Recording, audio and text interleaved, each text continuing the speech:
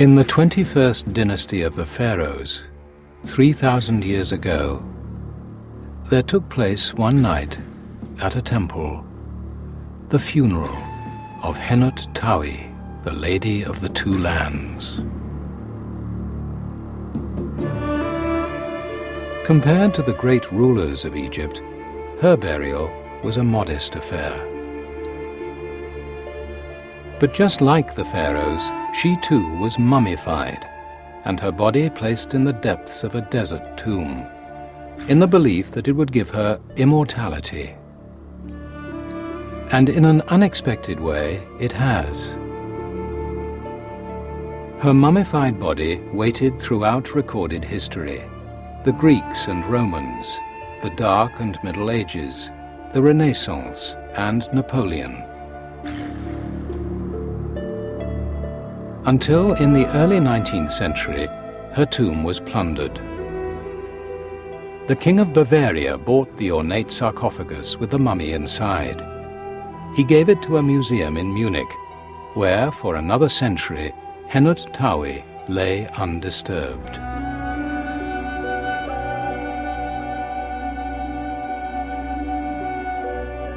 Then a German scientist, Dr. Svetla Balabanova, made a discovery which was to baffle Egyptologists and call into question whole areas of science, from archaeology to chemistry and botany. She discovered that the body of Henut Tawi contained large quantities of cocaine and nicotine. The surprise was not just that the Egyptians had taken drugs, but that these drugs come from tobacco and coca, plants completely unknown outside the Americas until thousands of years later, unheard of until Sir Walter Raleigh introduced smoking from the New World, or until cocaine was imported in the Victorian era.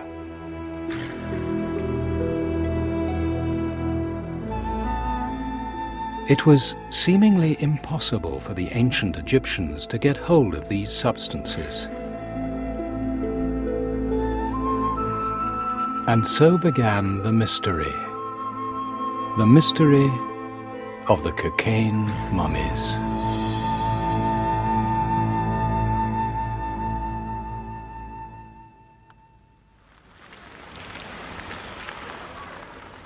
It was in Munich in 1992 that researchers began a huge project to investigate the contents of mummies. When, as part of their study, they wanted to test for drugs, it was no surprise that they turned to toxicologist Dr. Svetla Balabanova for help.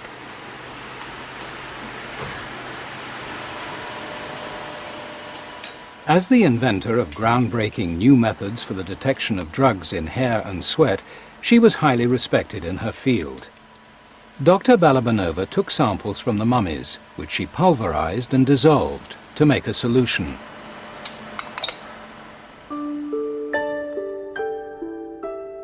As she had done countless times before, she ran the samples through a system which uses antibodies to detect the presence of drugs and other substances. Then, as a backup, the samples were put through the GCMS machine, which can accurately identify substances by determining their molecular weight.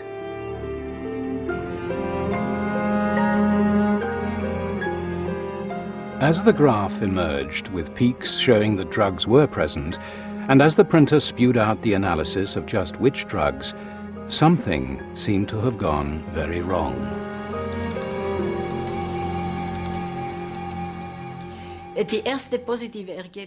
The first positive results, of course, were a shock for me. I had not expected to find nicotine and cocaine, but that's what happened. I was absolutely sure it must be a mistake.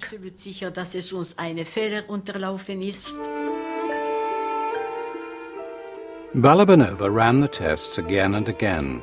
She sent fresh samples to 3 other labs, but the results kept being confirmed. The drugs were there.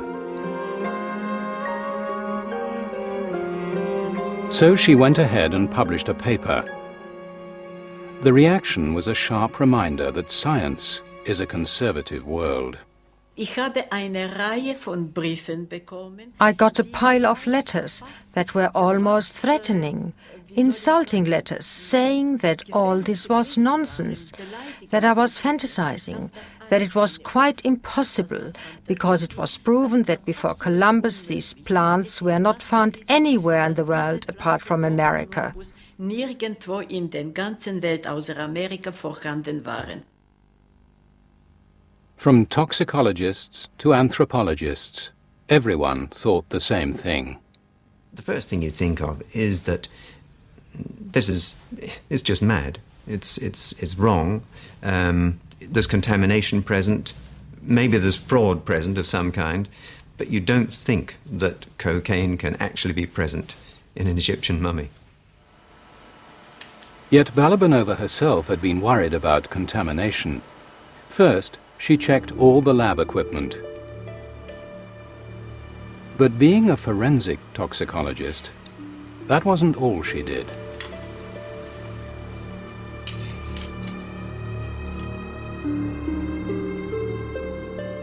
Balabanova had learnt her trade working for the police and had been trained in the methods they used to investigate a suspicious death.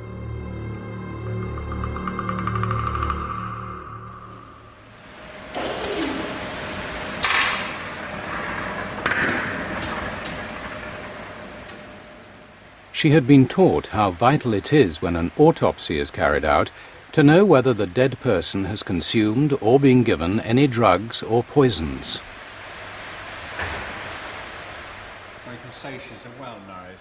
And she had also been taught that a special forensic technique exists which can show that the deceased has consumed a drug and can rule out contamination at the same time.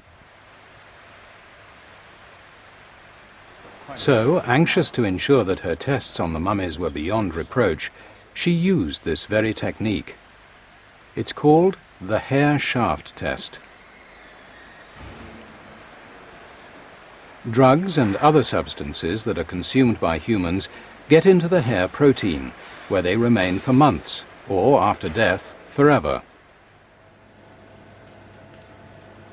Hair samples from a body can be washed in alcohol, and the washing solution itself then tested. If the washing solution is clean but the hair comes up positive, then the drug must be inside the hair shaft, which means the person must have consumed it during their lifetime.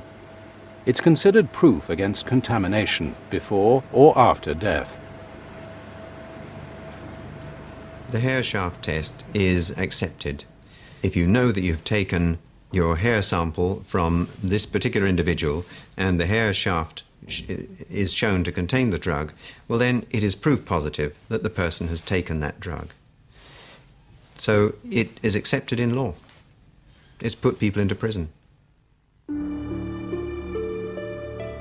The hair shaft test on the bodies of a couple in Jersey showed their two sons had drugged them before killing them. And aside from the Newell case, the technique has been used in countless others over the last 25 years. Since it's also used for drug tests on addicts, company employees, and in sport, to suggest it could produce false results was for Balabanova unthinkable. Das ist nicht möglich. There's no way there can be mistake in this test. This method is widely accepted and has been used thousands of times. If the results are not genuine, the explanation must lie elsewhere and not in my tests, because I'm 100% certain about the results. Sicher.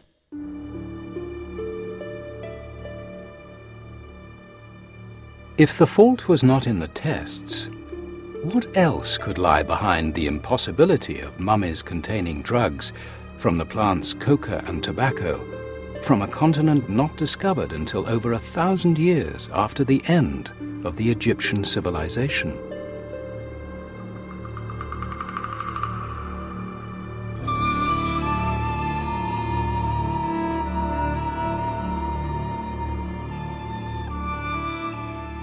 In search of an explanation, we went to one of the UK's foremost experts on mummies, a person who had spent years rummaging around in the bodies of ancient Egyptians. Rosalie David. When I was first informed that cocaine had been found in Egyptian mummies, I was absolutely astounded. It seemed quite impossible that this should be the case. Skeptical of Balabanova's results, Rosalie David decided to get some samples from her own mummies and have them tested, especially for equinox. They're so tightly fixed to the... What we're going to do is to provide tissue samples and a hair sample from a number of mummies in the Manchester Museum collection. I should be very surprised to find that they had cocaine in them. It looks almost, yeah. Oh, you're near the ribs there, aren't you? Yes. It would be a while before the results came back from the lab.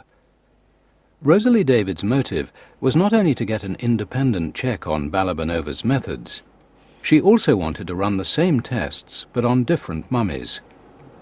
Yes. There we go. For she had more than one idea about how Balabanova could have got a misleading result. I think there were two ideas which sprang immediately to mind. One was that possibly something in the tests could give a false result. And the second was that possibly the mummies that had been tested were not truly ancient Egyptian, that they could be some of these false, relatively modern mummies, and so the traces of cocaine could be in those individuals.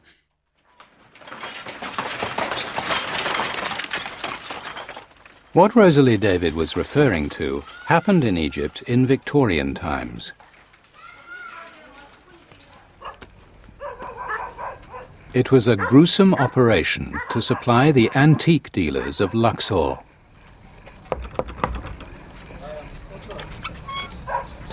لا لا لا يا جمال تفضل تفضل تفضل وحشنا ليه يا اخي وحشنا من زمان والله تفضل. When 19th century travelers began to descend on Egypt in search of mummies and other valuables, the dealers might not always have the genuine article available. And so the crudely mummified body of a recently dead Egyptian might be procured instead. For a shriveled corpse would greatly increase the value of a genuine but empty sarcophagus.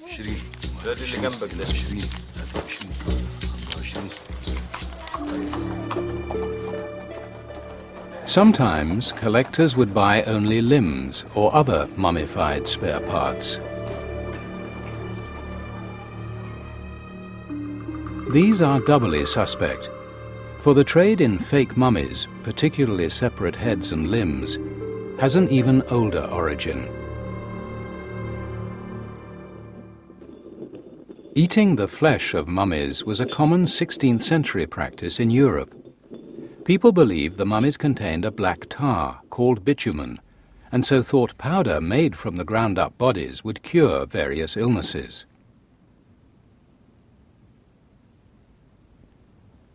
This is the very origin of the word mummy, from the Persian for bitumen, mumia. And although it actually made people sick, a roaring trade in powdered mumia grew up, supplied by body parts and tissue shipped in bulk from Egypt. The temptation to resort to fakes was high.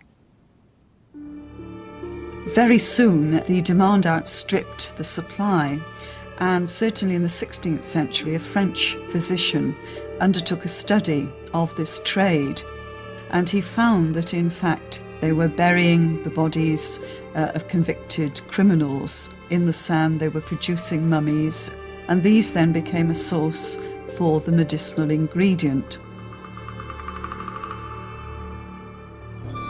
Could it be that the mummies Balabanova had tested were fakes? Carbon dating on mummies often produces incorrect results, so archaeologists rely on the provenance, knowing what tomb and excavation the mummy comes from, and on examining the mummification techniques.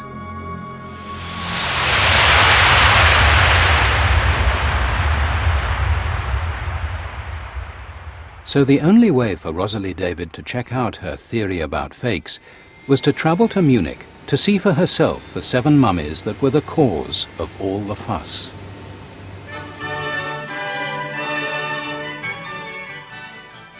The Munich mummies, as they are known, belong to the city's Egyptian Museum, which is housed in the old palace of King Ludwig I of Bavaria, who started the collection.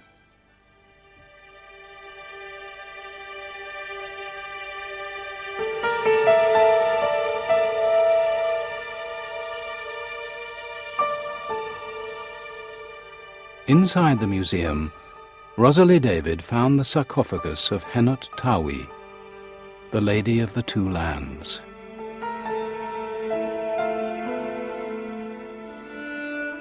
She discovered from the museum catalogue that the coffin was bought by King Ludwig from an English traveller called Dodwell in 1845. There was no record of an exact excavation, but Henot Tawi was said to come from a tomb reserved for the priests and priestesses of the god Amun in Thebes.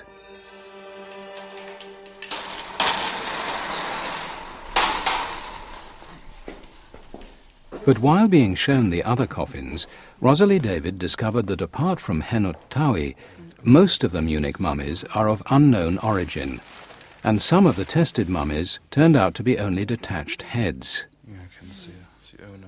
According to the museum, research had revealed inscriptions, amulets, and complex embalming methods which they claimed proved the mummies were ancient.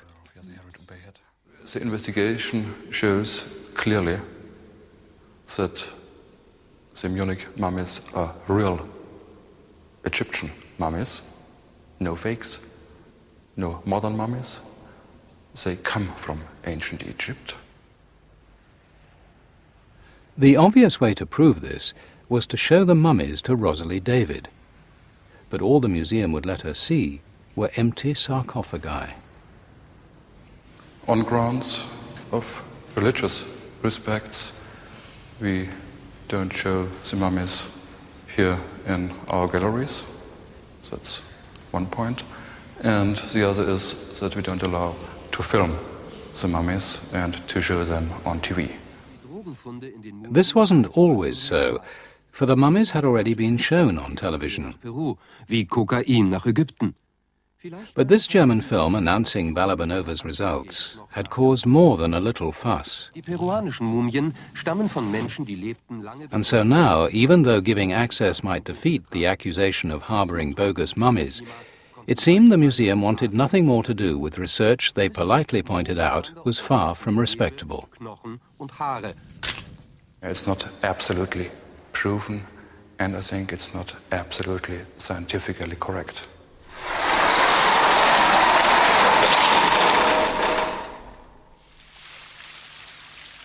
Rosalie David had to make do with research papers and books from the museum. Were the Munich mummies fakes? Despite her initial suspicions, she decided that on balance they probably were the real thing. From the documentation and the research which is being carried out on the Munich mummies, it seems evident that they are probably genuine because they have packages of the viscera inside them, some with wax images of the gods on them, and also the state of mummification itself is very good. I would say that the detached heads we can't comment on, but the complete bodies probably are genuine. And if that wasn't enough, it turned out the results from the Munich mummies were not the only evidence from the dead. The anthropologists who had originally ordered the tests didn't continue the project, but Balabanova, alongside her normal research into the metabolism of drugs, started requesting samples of other ancient human remains from universities.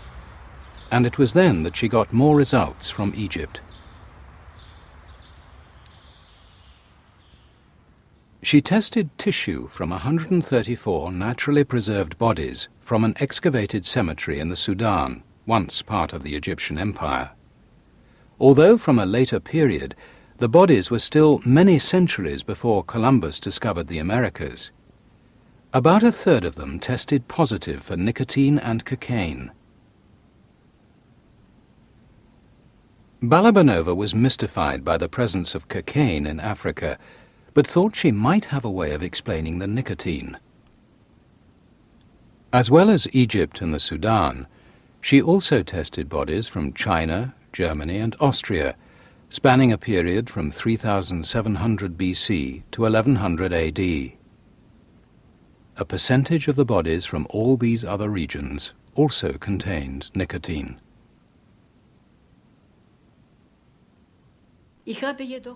I continued to work on it because I wanted to be sure about my results. And after I had tested 3,000 samples, I was absolutely certain that the tobacco plant was known in Europe and Africa long before Columbus.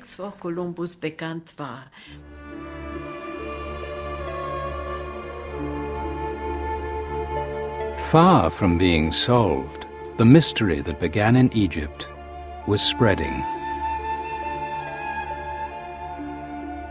Balabanova was suggesting that an unknown type of tobacco had grown in Africa, Europe and Asia thousands of years ago. But every schoolchild knows that tobacco was discovered in the New World. She was asking for a substantial slice of botany and history to be completely rewritten. Would anyone back her up?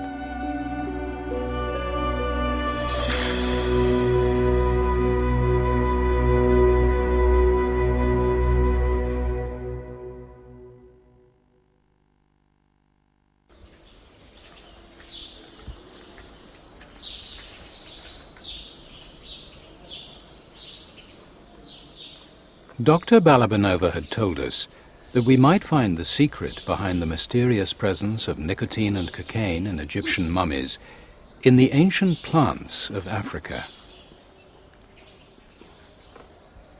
Perhaps there had been drug plants which the Egyptians used, but which vanished along with their civilization. This led to a much more basic question. Were the Egyptians, the great pharaohs and pyramid builders, really users and abusers of drugs?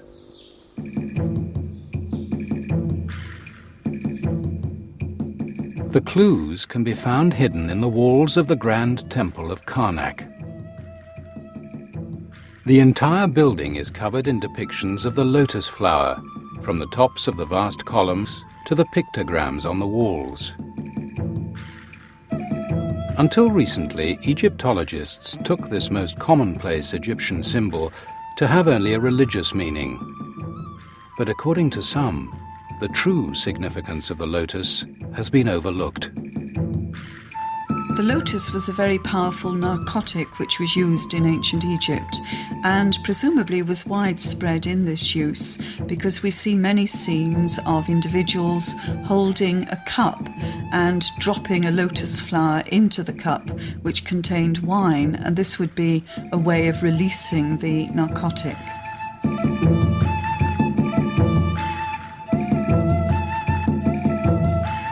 The ancient Egyptians certainly used drugs. As well as lotus, they had mandrake and cannabis, and there is a strong suggestion that they also used opium. So although it is very surprising to find cocaine in mummies, the other elements were certainly in use.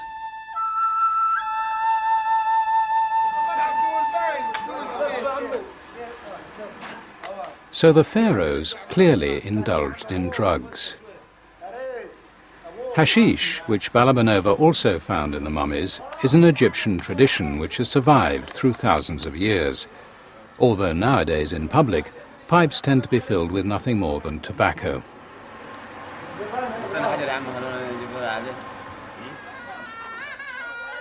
By contrast, the narcotic blue lotus flower, once so essential at parties, is now on the verge of extinction. And if it could disappear, why not other drug plants? We decided to pursue Balabanova's unusual theory that an ancient species of tobacco might once have grown in the Old World. Small amounts of nicotine are present in a wide variety of plants and foods, but the high concentrations sought by smokers can only be found in tobacco. The idea of a lost species came to Balabanova because the concentrations in the bodies from Asia and Europe were similar to modern-day smokers. But one thing had puzzled her. At 35 times the dose for smokers, the amounts she found in Egyptian mummies were potentially lethal.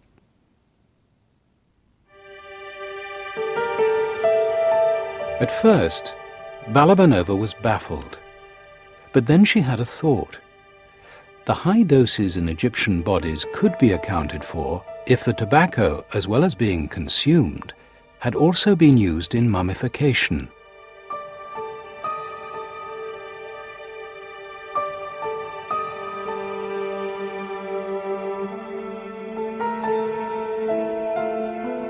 Over their 3,000-year history, the Egyptian priests kept the recipes of spices and herbs used to preserve the thousands of people and millions of animals they mummified, a closely guarded secret. The high levels of nicotine in tobacco can kill bacteria. Could it have been one of their secrets? Balabanova looked through old literature about the bodies of the great pharaohs and queens themselves. No longer under the care of the priests, the fragile royal mummies are now kept in strict atmospheric conditions in the Cairo Museum.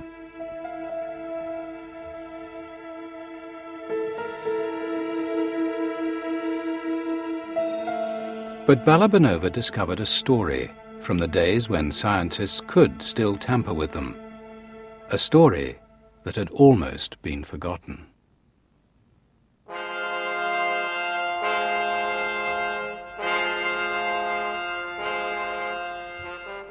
Ramses II died in 1213 BC, a few hundred years before Henut Tawi. When he was mummified, every possible skill and every rare magical ingredient was used by the embalmers in their attempts to preserve his body for eternity. For where Henut Tawi was only a priestess, Ramses was arguably the mightiest of all the pharaohs.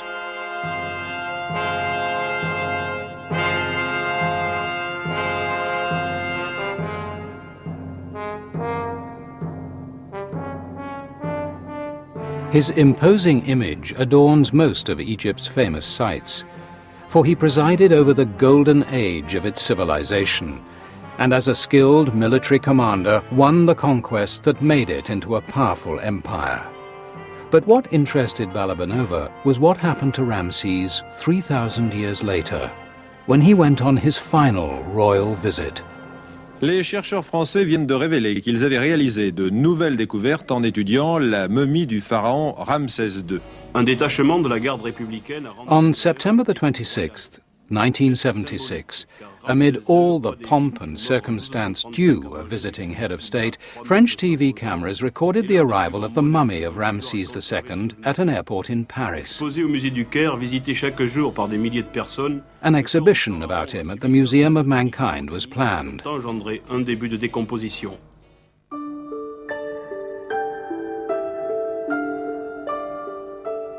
But the body was found to be badly deteriorated, and so a battery of scientists set about trying to repair the damage.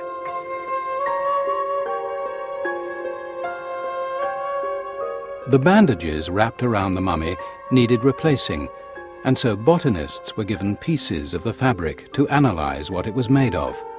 One of them found some plant fragments in her piece and decided to take a closer look.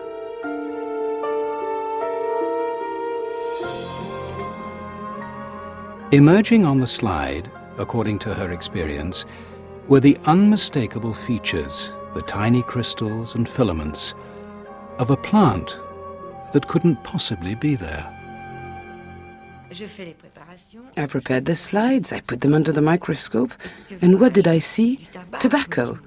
I said to myself, that's just not possible, I must be dreaming. The Egyptians didn't have tobacco. It was brought from South America at the time of Christopher Columbus.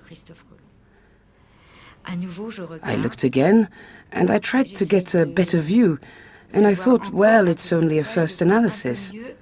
I worked feverishly and I forgot to have lunch that day, but I kept getting the same result.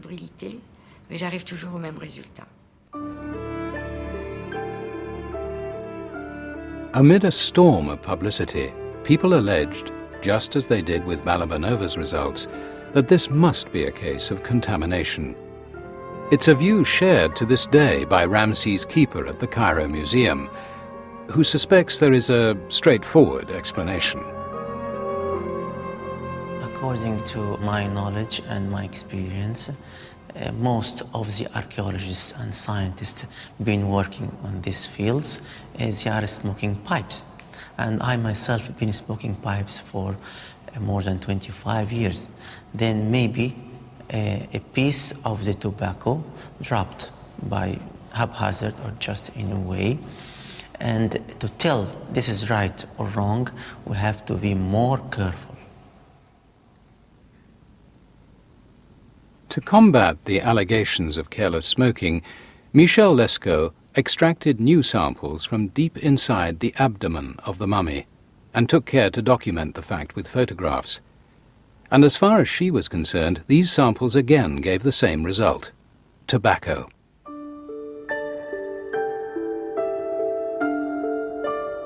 So was Lescaut's discovery the proof Balabanova needed for an ancient species of tobacco? For a second opinion, we went to the herbarium at the Natural History Museum to find an expert on tobacco who had seen Lescaut's published work.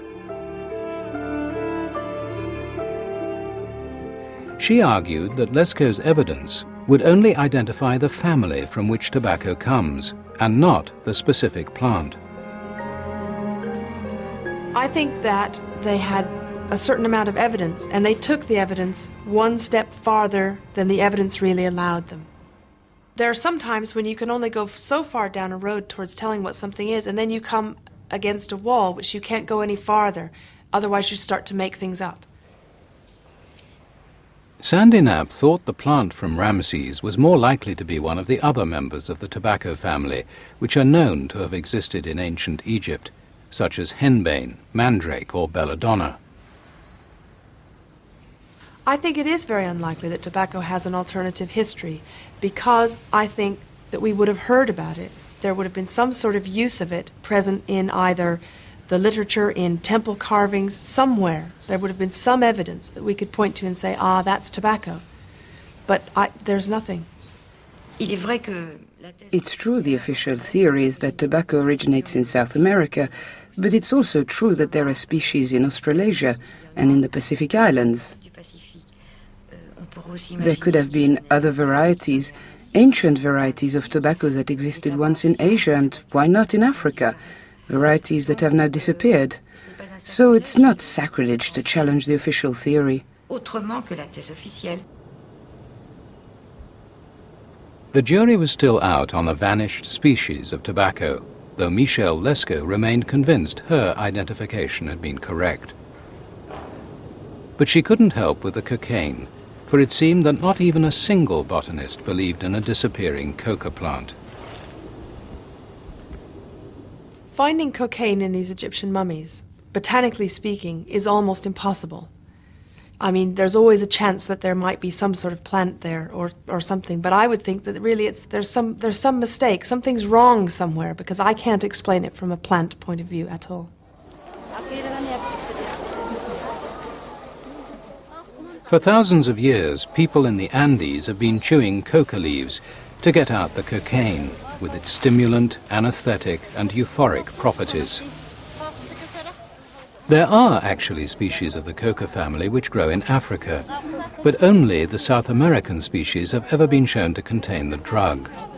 Since cocaine is not in any other plants, Balabanova was completely mystified, but she thought she might have just one possible idea. The cocaine, of course, remains an open question. It's a mystery. It's completely unclear how cocaine could get to Africa. On the other hand, we know that there were trade relationships long before Columbus, and it's conceivable that the cocoa plant could have been imported into Egypt even then. Auch damals importiert wurde.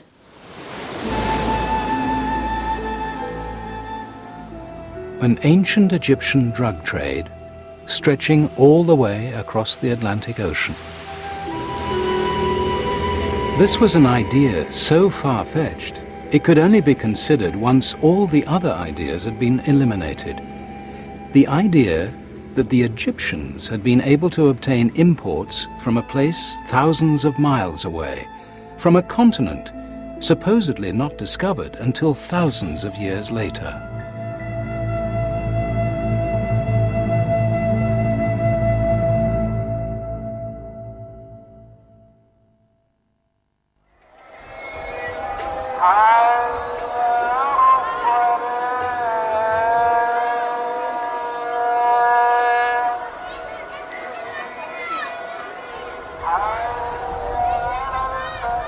Was it possible that coca, a plant from South America, had been finding its way into Egypt 3,000 years ago?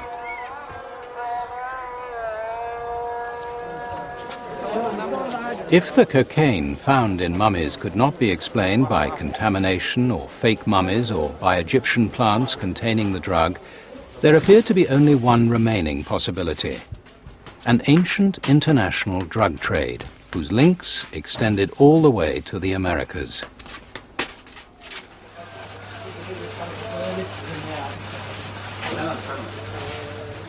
To obtain incense, myrrh, and other valuable plants used in religious ceremonies and herbal medicines, it's true, the Egyptians were prepared to go to great lengths.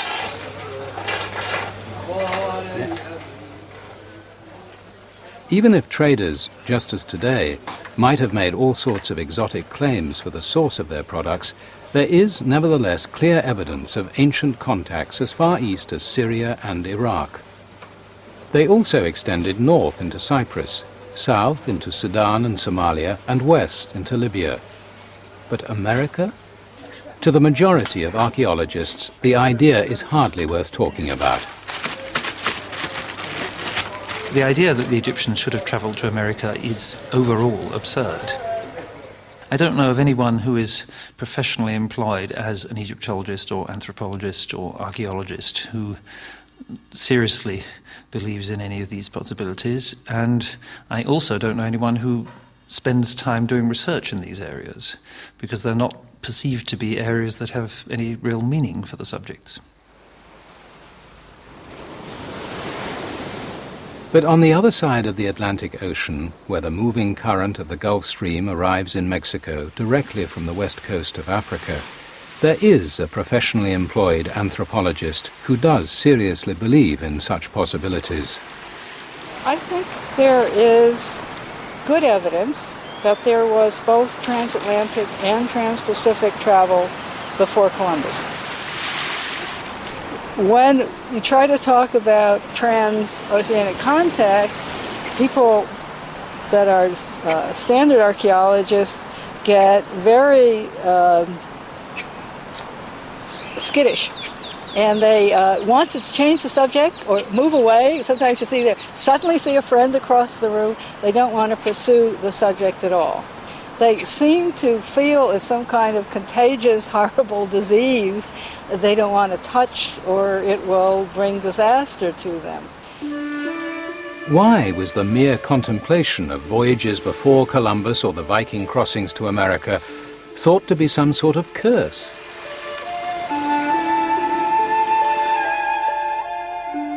It was in 1910 that a group of early anthropologists began to theorize that the stepped pyramids in Mexico might not have been the invention of American Indians. Could the technology have come from the other side of the Atlantic Ocean, from Egypt, where there were also stepped pyramids? After spotting other transatlantic similarities, these anthropologists began to argue that all civilization was invented in Egypt, and later handed down to what they regarded as more primitive societies. The implication that Old World culture was superior was thought acceptable at that time.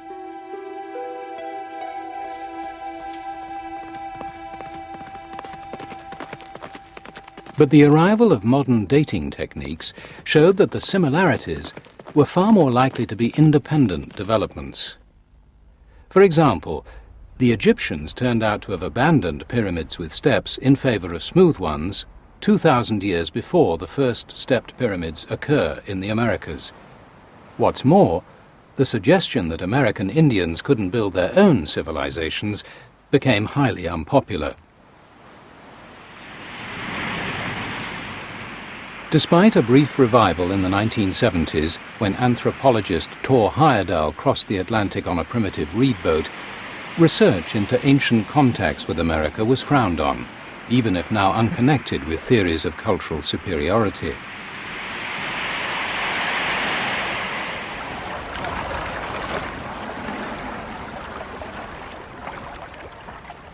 But the idea that the ability of the ancients to cross oceans might have been underestimated has continued to be quietly whispered about. And over the years, evidence has grown, which suggests it might be time to look again at such voyages.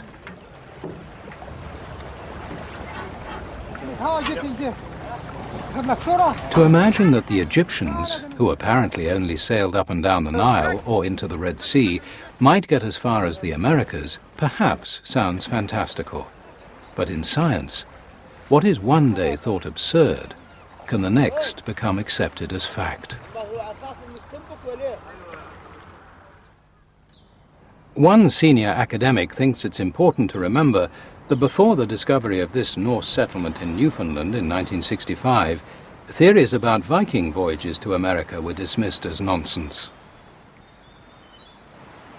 What we've seen is a shift from the idea of Viking landings in America being seen as completely fantastic or partisan to their being accepted by every scholar in the field. The fact that evidence of the Viking crossings was hidden has encouraged Martin Bernal to contemplate even earlier voyages that are likewise presently dismissed as impossible. I have no reason to doubt that there were others, but what they were and how much influence they had on American society is very much open to question. But that transoceanic voyages are possible or were possible seems to me overwhelmingly likely. A likelihood Bernal believes is reinforced by some Roman jars found in 1975 in a place called the Bay of Jars in Brazil. It's been suggested a Roman galley could be buried under the sea, but the interpretation of such finds is heavily disputed.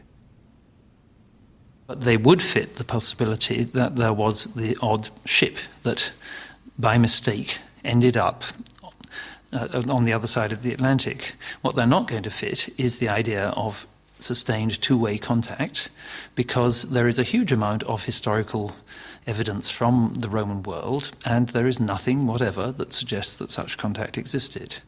They can't have been planted because the bay was known as the Bay of Jars since the 18th century, so that Roman jars have been turning up. And this links up with indirect Roman documentary evidence of contact. The Bay of Jars is only one of several oddities claimed as evidence of transatlantic contacts. Also in Brazil is an inscription said to be in an ancient Mediterranean language. Meanwhile, in Mexico, there are 3,000-year-old figurines with beards, a feature unknown in Native Americans of the region. Plus colossal statues that are said to look African. And an apparent picture of a pineapple, an American fruit, has been found in Pompeii.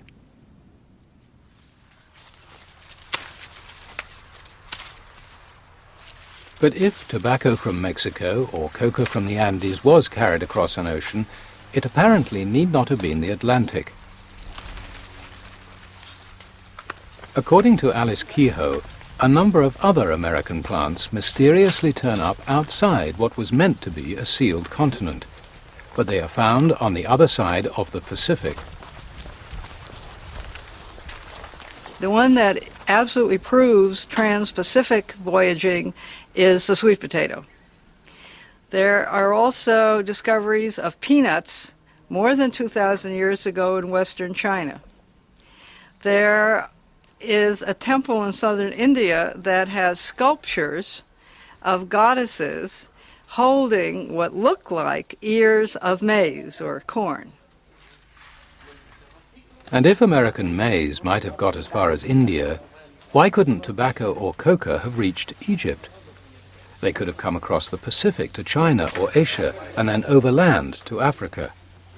The Egyptians need not have traveled to America at all, or even known where the plants originated, but could have got them indirectly through a network of world trade.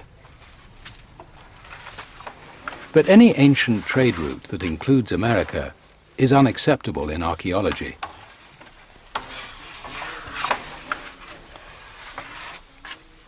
I don't think it's at all likely that there was an ancient trade network with America.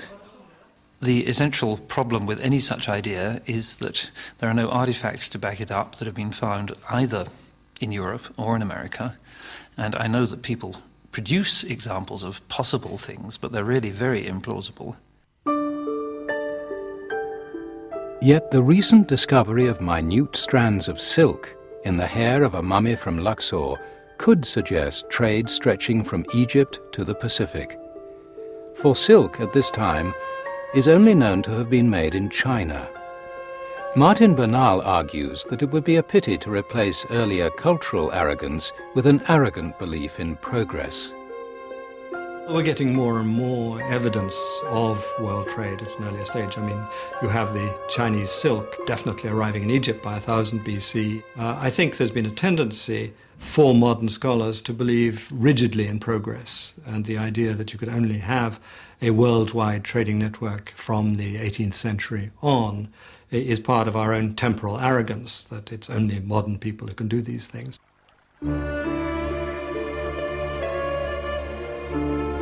The evidence for ancient trade with America is limited, and most of it is disputed. But it can't be completely ruled out as an explanation for the apparent impossibility of Balabanova's results.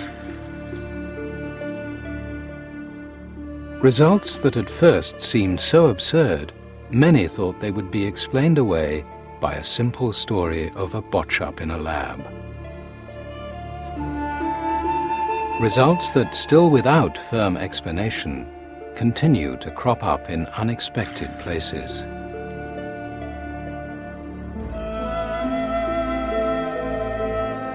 For in Manchester, the mummies under the care of Rosalie David, the Egyptologist once so sure Balabanova had made a mistake, produced some odd results of their own. We've received results back from the tests on our mummy tissue samples, and 2 of the tissue samples and the 1 hair sample both have evidence of nicotine in them. And I'm really very surprised at this. The results of the tests on the Manchester mummies have made me very happy. After all these years of being accused of producing false results, contaminated results, and things like that. So I was delighted to hear that nicotine was found in these mummies, and very, very happy to have this enormous confirmation of my work.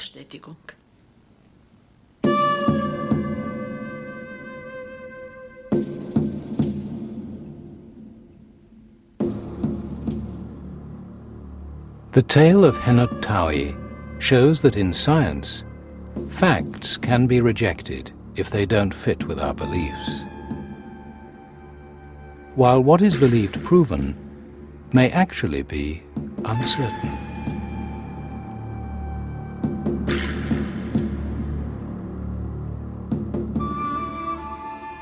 Little wonder, then, that a story that began with one scientist, a few mummies, and some routine tests, in no time at all could upset whole areas of knowledge we thought we could take for granted.